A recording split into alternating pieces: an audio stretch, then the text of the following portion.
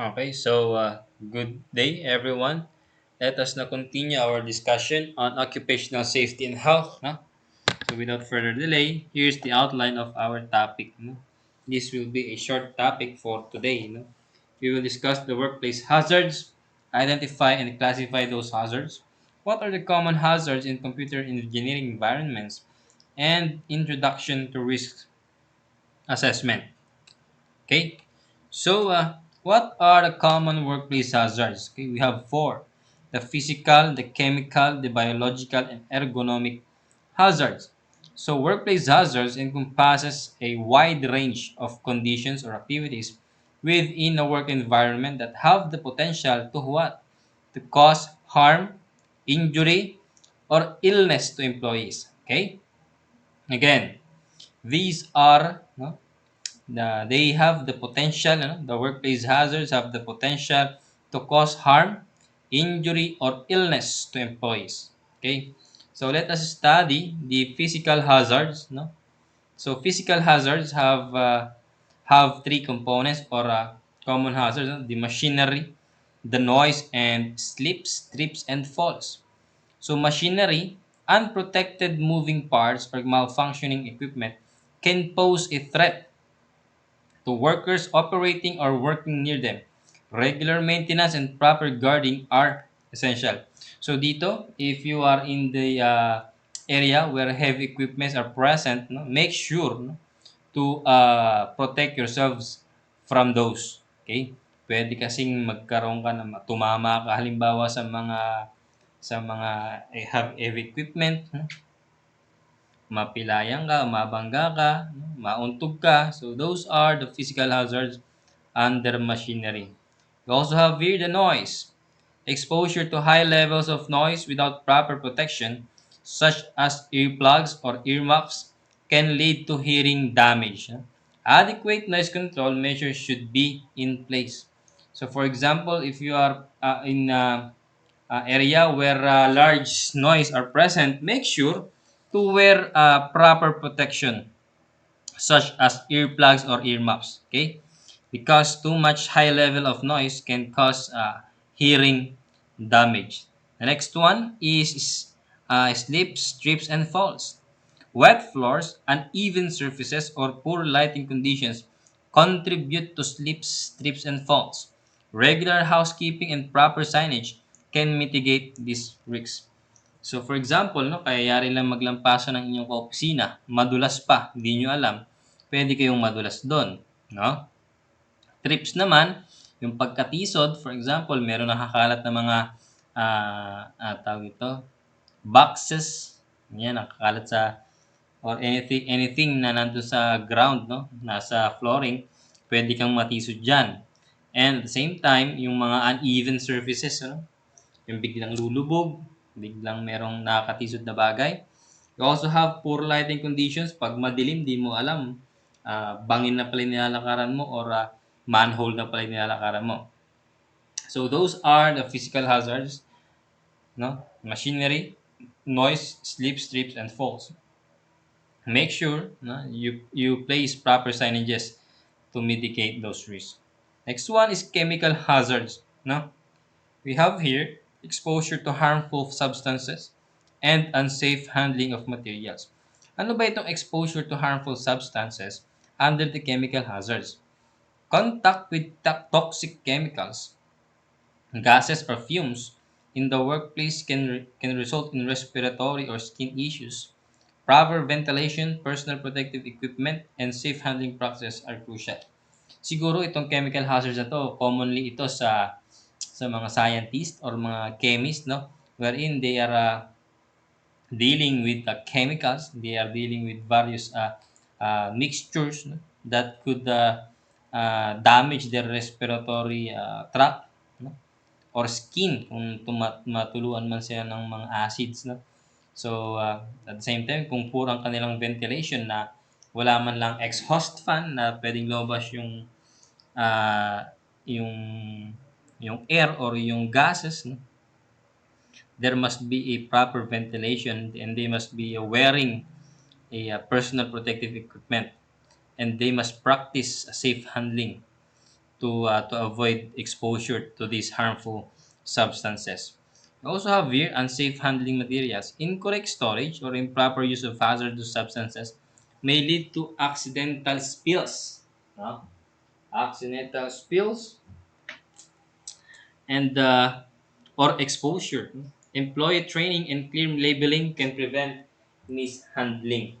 So dito naman is yung improper yung pag-label mo sa mga mixtures, improper yung pag-label mo sa mga hazardous substances, magkamali ka ng paggamit, no? Make sure to have correct label or naming in place to avoid misuse, to avoid unsafe handling or utilization. Okay?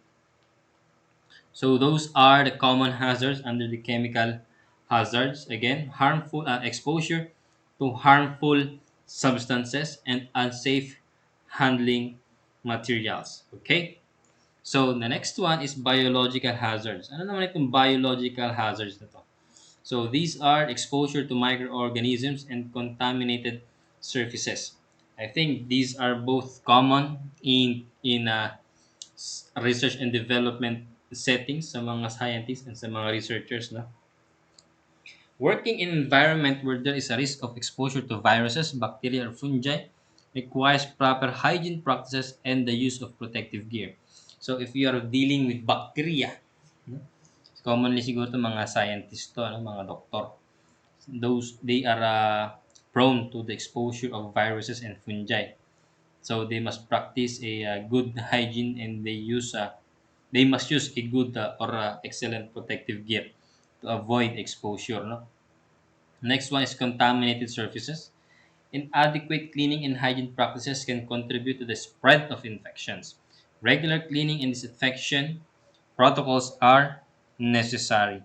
So dito naman, make sure na dapat after mong gumamit ng isang lugar, it is common to tell your team or your coworkers to always regularly clean your things after usage, no? Because baka may maiwan na contaminants diyan, ma-contaminate yung inyong surface, magkaroon kayo ng problema, makalimutan nyo na contaminated pala yung surface o contaminated pala isang bagay.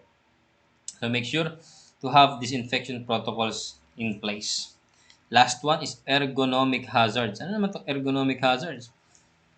These are poor workstation setup and repetitive strain. No? Uncomfortable chairs, incorrect desk height, or inadequate computer ergonomics can lead to musco- musculoskeletal issues. Providing adjustable furniture and promoting proper workstation setup is essential.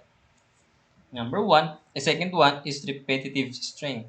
Performing the same motion repeatedly without proper breaks can result in repetitive strain injuries.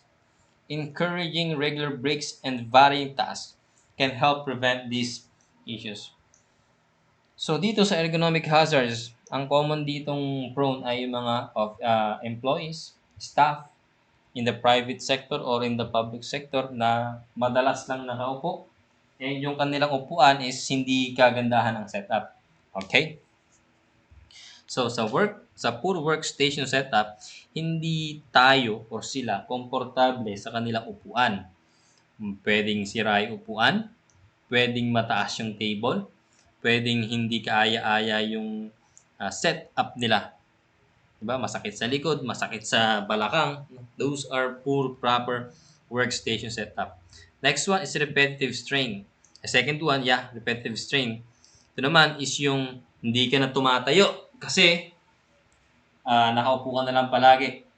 So make sure na sometimes you to stand up, walk, to avoid these strains in your sa likod, sa balakang, sa balikat, sa likod, sa batok, Make sure to always move yourself, para hindi tayo magkaroon ng mga strains or repetitive strains.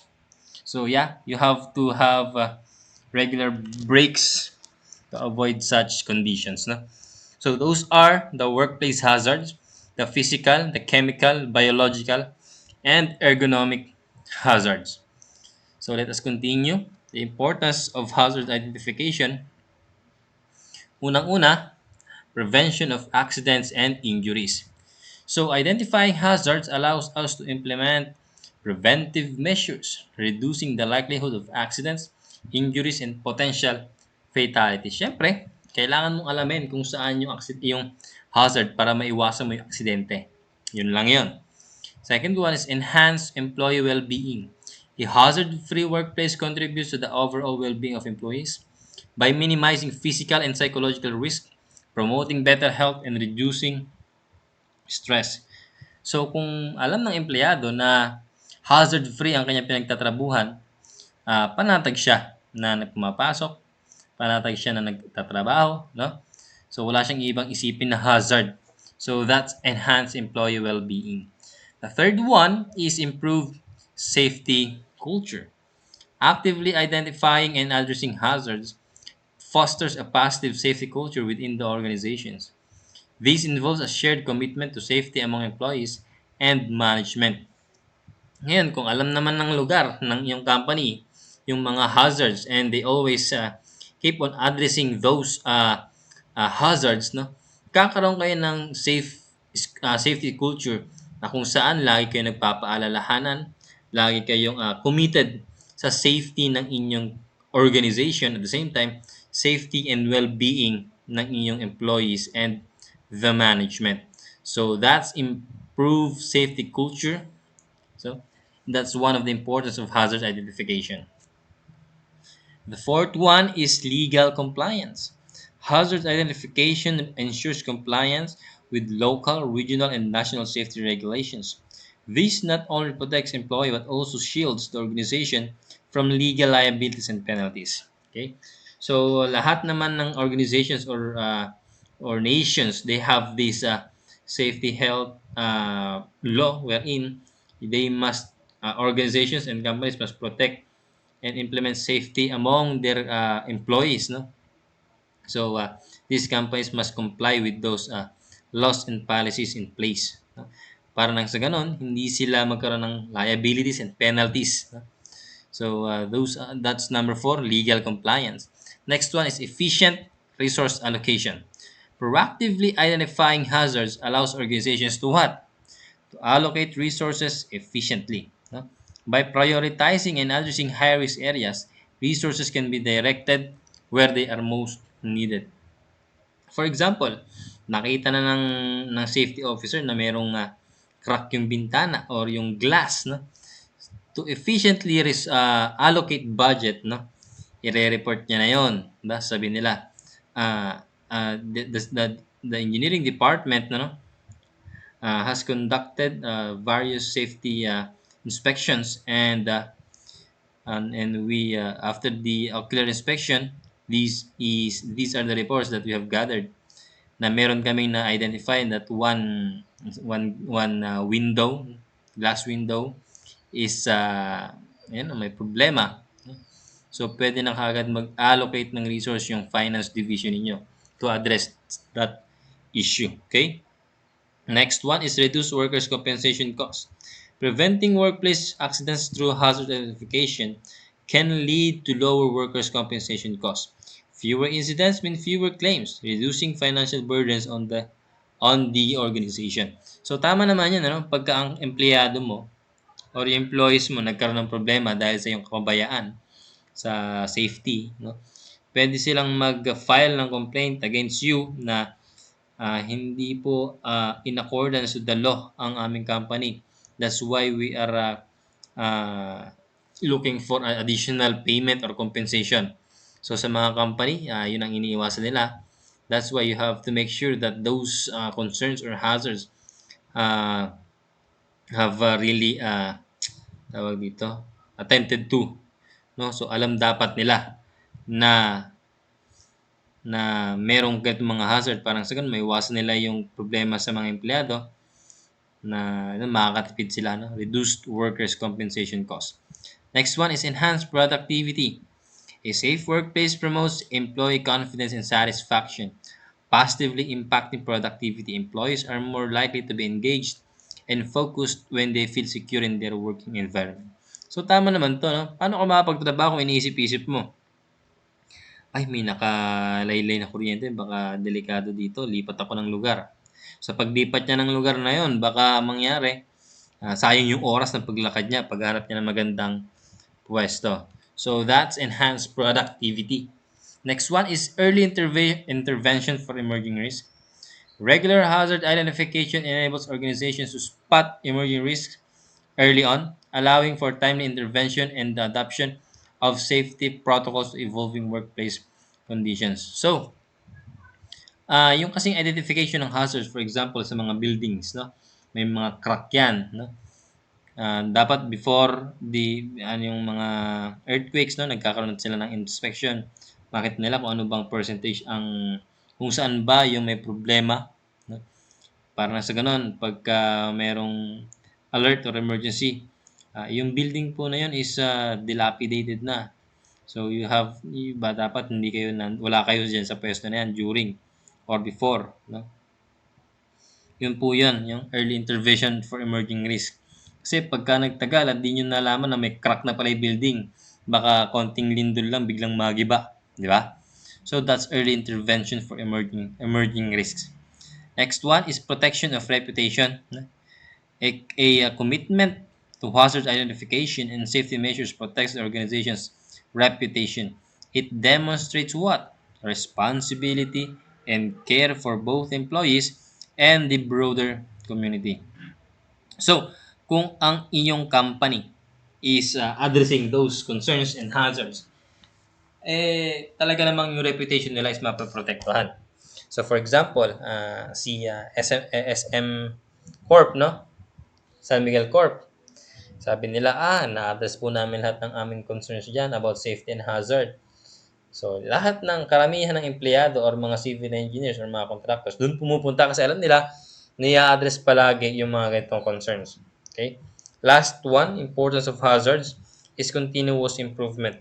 Engaging in hazard identification is part of a continuous improvement process.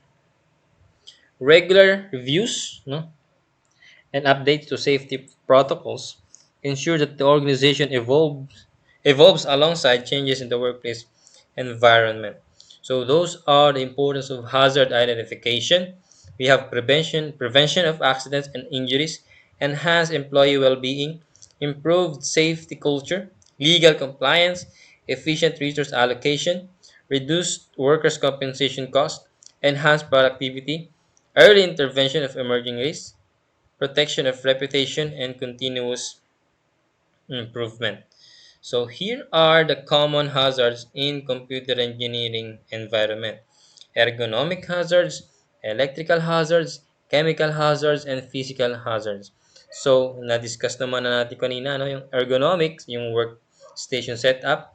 Yung electrical hazards, ito yung mga cablings, electrical wires, power outlets. The chemical hazard, ito yung meron tayong mga mixtures and mga fumes or gases or viruses. And physical hazard, ito yung mga heavy equipment. Okay, so those are the common hazards in computer engineering environments: ergonomic hazards, electrical hazards, chemical hazards, and physical hazards.